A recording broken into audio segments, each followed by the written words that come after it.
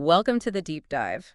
Today we're tackling something really crucial, understanding the real impact of partnerships rooted in faith and, a shared kingdom vision. Yeah, we've looked at quite a bit of material that really is past just like counting heads. Right.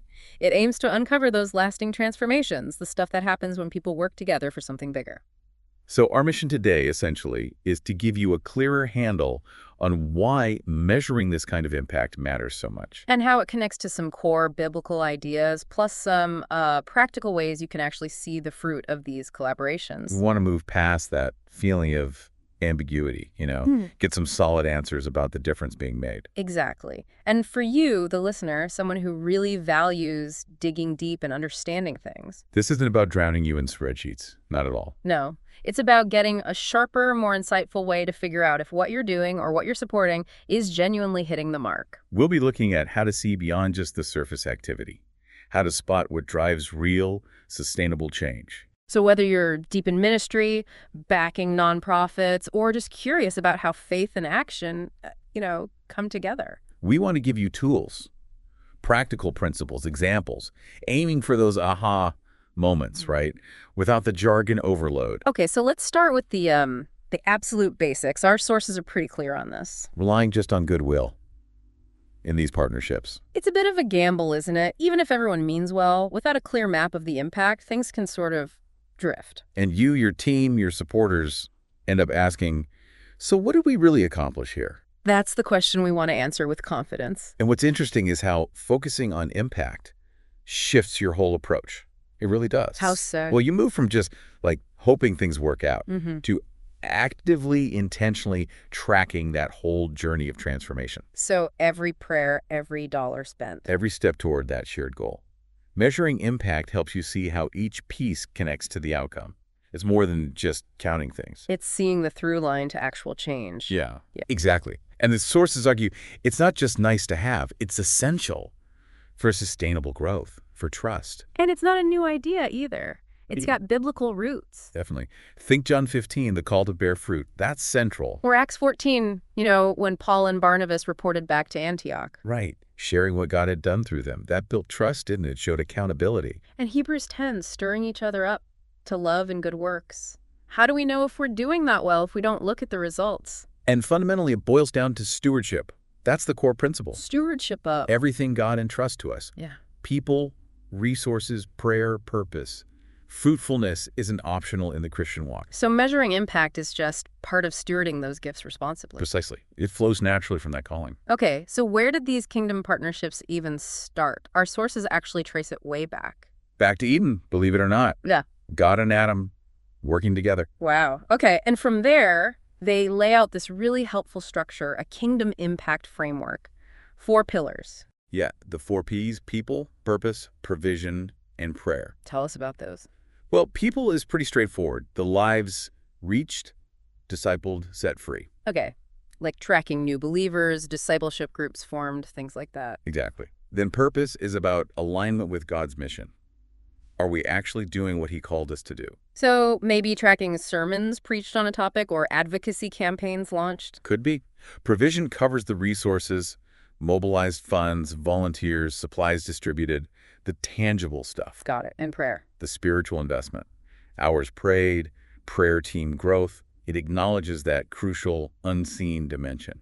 So it's a holistic view, not just one thing. Right. It gives you a comprehensive lens. And this ties into setting goals, doesn't it? They mention SMART goals. Yes. Specific, measurable, achievable, relevant, time-bound. It's hard to measure impact if you haven't defined what success looks like. Makes sense. Otherwise, you're just measuring activity. Pretty much.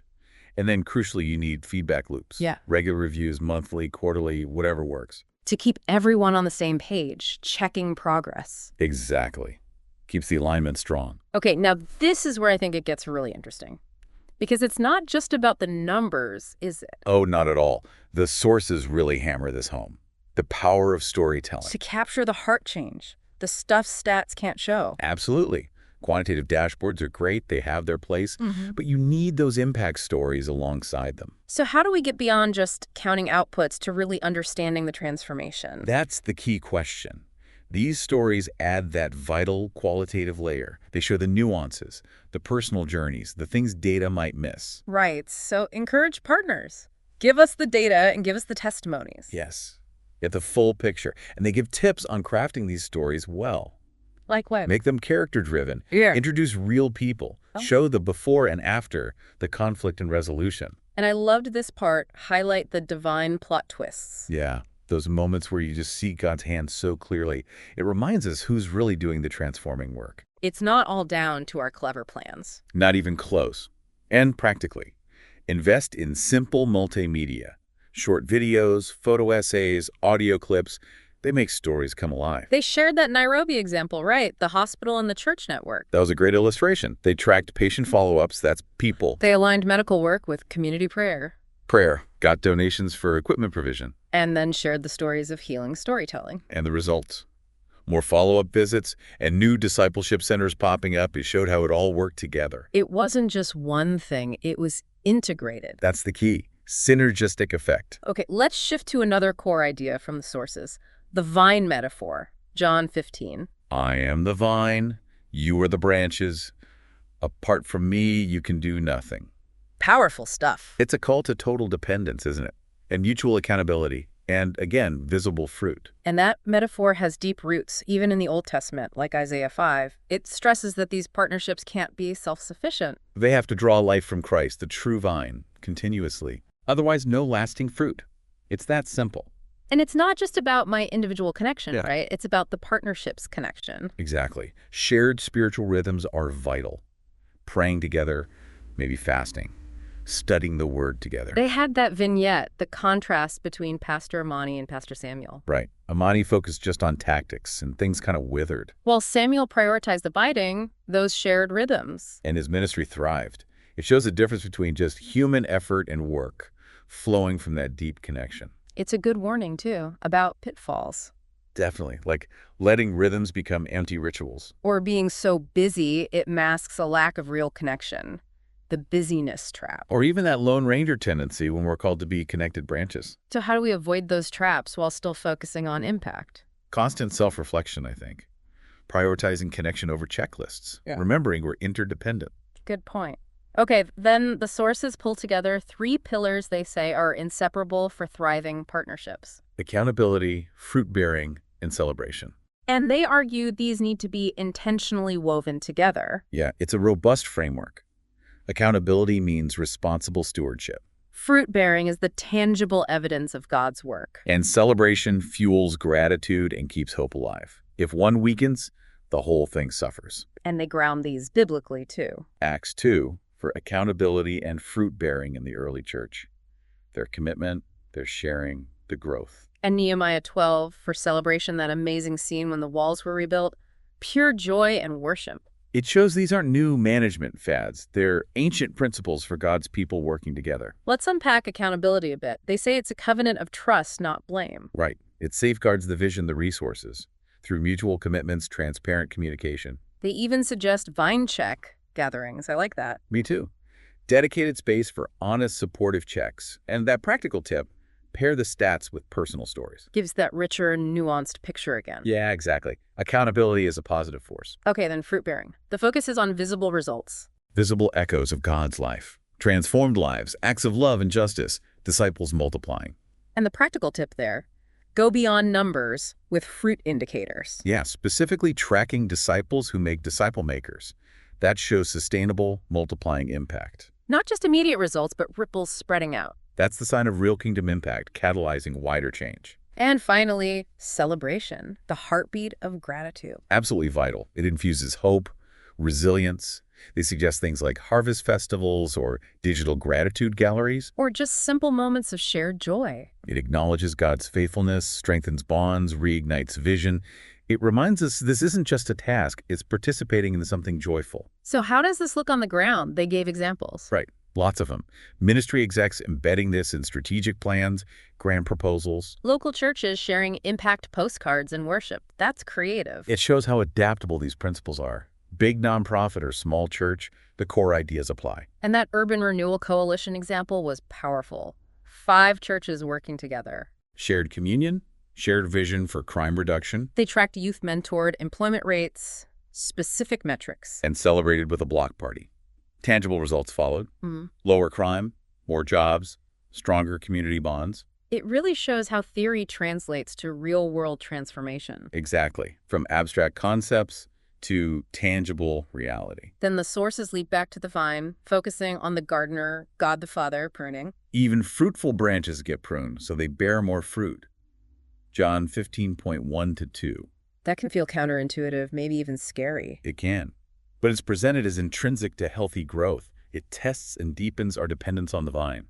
It's about God wanting even greater yield. So it's not punishment. No, it's about shaping us for greater effectiveness. Yeah. It requires honesty about what needs trimming. And practically, they suggest being open about what feels pruned, what's thriving. Designing pruning protocols like reflection retreats. And importantly, celebrating the new growth after pruning. That story about the Rural Clinics Coalition. Yeah. They experience renewal by pausing some things, reassigning resources, focusing on core sites. Sometimes less is more, if it means greater focus and health. Exactly. Being willing to let go, reevaluate, and refocus where the impact will truly be greatest. Okay, then the focus shifts to measuring collective impact, the symphony of branches. Recognizing that big kingdom work usually isn't done alone. It's different gifts, different organizations, united in purpose. Drawing life from the same vine. And they suggest practical things like gifts mapping workshops, mutual care teams. To understand and support the diverse parts of the partnership. And again, harmonizing the quantitative and qualitative, pairing numeric goals with story spotlights. And keeping that connection to the vine strong through celebration, like harvest festivals, fuel for the journey. Celebration becomes essential for valuing every contribution, reinforcing the vision, and motivating everyone for the work ahead. Then the sources break down kingdom impact into 3 dimensions. What are they? Spiritual, social, and practical. Okay, explain those. Spiritual is transformed hearts, new hope, purpose, the eternal dimension. Social is transformed relationships, stronger communities, empowered local leaders. And practical is the tangible stuff. Clean water, clinics, livelihoods, things that sustain life. And they use the clean water example to show how you measure across all 3. Right. It's vital because the gospel impacts all areas of life, not just the spiritual in isolation. It's holistic transformation. Social, practical needs matter too. They're all interconnected in God's plan for redemption. Okay, so we're nearing the end. Let's talk about the practicalities of tracking the harvest, tools and mindset. Engagement is key, the pulse of the partnership. Using things like 360 surveys, pulse polls, even informal well-side chats. Giving that regular feedback. The narrative capture, documenting those transformation stories thoughtfully. Interview templates, digital praise walls, Making the stories accessible. and reflective impact dialogues. Creating space for communal discernment, like prayer journals or sharing God sightings. So it's not just data collection, it's spiritual discernment too. Absolutely. The mindset is crucial. Commitment to engagement, deep understanding of stories, and collective reflection. And this all feeds into integrated dashboards. Yeah, bringing it all together. Engagement metrics, practical outcomes, social indicators, spiritual signals, story highlights one holistic view. Moving beyond isolated numbers to see the whole picture of health and fruitfulness. Exactly. Visualizing the interconnectedness. And all this measuring and understanding leads to accountability, right? Delivering on the promise. To everyone involved. First, to partners, seeing measurement as a divine dialogue, building trust, maybe using a promise ledger. I like that idea. Hmm. Then to supporters and donors. Honoring their faith through transparency, trustworthiness, compelling reporting that invites them into the journey. And maybe most importantly to those served. Their flourishing has to be the ultimate measure. Involving them in evaluation honors their dignity, ensures relevance, co-designing success indicators maybe. So accountability is a circle involving everyone. It really is. From front lines to funders to the people impacted. The sources also mention impact mapping. What's that? It's basically a visual map of a project's theory of change. Inputs, activities, outputs, outcomes, impact. So it helps clarify the logic. Exactly. Enhances clarity, aligns strategy, improves communication, helps adaptive learning, makes assumptions explicit. Ensures everyone understands how the work should lead to transformation. Yes, a really valuable tool for shared understanding. And all these threads kind of weave together in crafting that shared story of transformation. Because stories carry divine testimony, they unite partners, they inspire supporters, they're vital. And gathering them well means building trust, emphasizing grace, being culturally sensitive, giving participants agency. Right. There's a whole process. Prayerful preparation, ethical gathering with open questions, documenting visually, structuring the narrative, sharing it effectively. Because the authentic stories of changed lives really capture the essence of kingdom impact. That's the heart of it, sharing respectfully what God is doing. And they even briefly touched on faith declarations over finances and partnerships. Speaking kingdom reality into being. Powerful stuff. And impact-aligned budgets, linking spending to desired outcomes. Yeah, stewarding resources for kingdom fruit, making budgets, declarations of intent. It all underscores the deeply spiritual nature of this, doesn't it? It's not just management techniques. Not at all. It's about aligning with God's promises, operating in faith, and stewarding everything he gives for his purposes and true transformation. So wrapping this deep dive up, the key takeaway for you, our listener. Measuring impact in kingdom partnerships. Yeah. It's way more than just numbers. It's a spiritual discipline rooted in stewardship, accountability, fruitfulness, biblical principles. And by embracing frameworks that mix quantitative data with the power of stories. And keeping focused on the ultimate goal, transform lives and communities. We move past ambiguity. We gain real clarity on God's work through us. Remember the unity in the vine, the need for pruning, the joy of celebrating harvests? Absolutely. And here's something to chew on after we finish. A provocative thought. Yeah. Think about the partnerships or initiatives you're involved in. How are you measuring success right now? What might shift if you started tracking not just activities, but the deeper spiritual, social, practical changes? What new conversations could that spark with your team, your partners? Maybe think about one small step you could take toward a more holistic, God-honoring approach to impact evaluation. So you can see more clearly those echoes of heaven in the work being done.